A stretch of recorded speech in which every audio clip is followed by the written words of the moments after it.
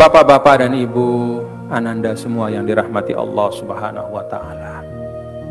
Setelah Nabi kita, Nabi besar Muhammad sallallahu alaihi wasallam tiba di Madinah, lalu berdakwah, hidup bersama dengan ahlul Madinah, terjadilah perubahan demi perubahan. Nabi sallallahu alaihi wasallam berubah pakaiannya. Dari semula di Mekah itu pakaian beliau adalah dua helai, ya, karena orang-orang Mekah itu memang tidak terlalu banyak pakaiannya yang macam-macam. Biasanya pakai dua helai atas bawah, pakaian sederhana.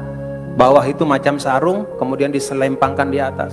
Begitu pindah ke Madinah, Nabi SAW ya taqammas, mulai pakai gamis. Karena di Madinah itu banyak gamis.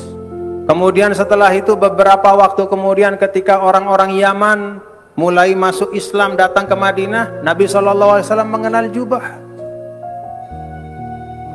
Nabi SAW menggunakan imamah, kadang-kadang pakai, kadang-kadang tidak.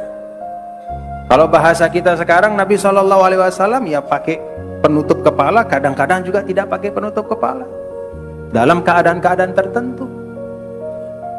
Nabi SAW ketika di Mekah, beliau makan, minum dari alat makan yang terbuat dari kayu, minal khasyab.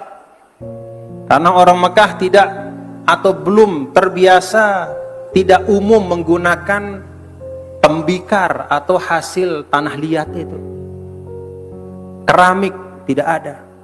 Ketika pindah ke Madinah, alat makan Rasul berubah.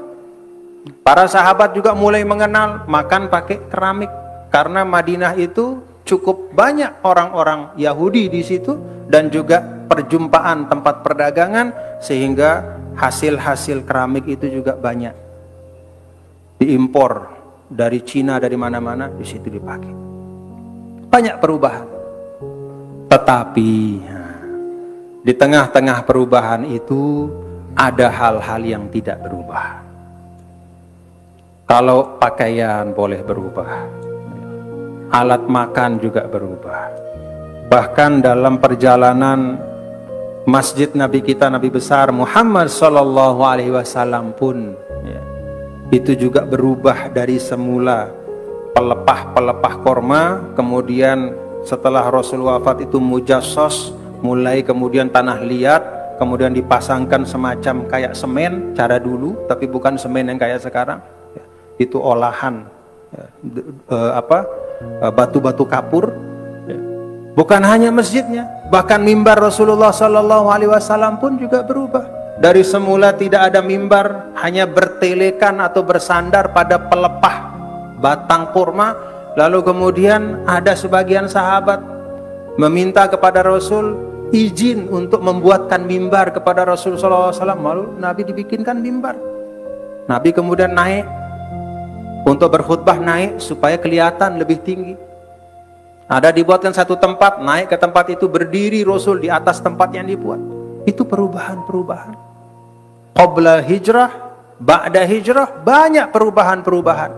Tetapi ada hal-hal yang dijaga oleh Nabi kita, Nabi besar Muhammad sallallahu alaihi wasallam untuk tidak boleh berubah.